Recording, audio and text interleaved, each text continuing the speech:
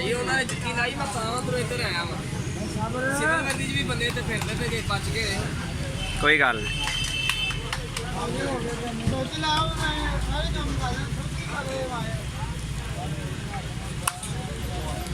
ਜਾਨਾ ਰਾਤ ਕੰਮ ਦਾ ਕੰਮ ਆਕੜਨਾ ਦਾਬਰਾ ਇਹ ਕੁਝ ਹੋ ਜਾਏਗਾ ਜਾਨਾ ਦਾਬੀ ਹੋ ਹਲੋ ਪੂਰਾ ਸੁਣਦਾ ਕਿਉਂ ਨਹੀਂ ਇतना ਮਰੇ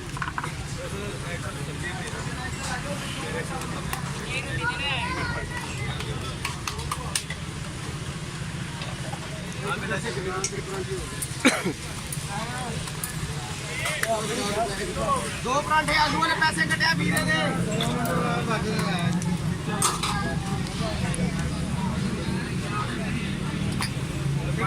आलू वाला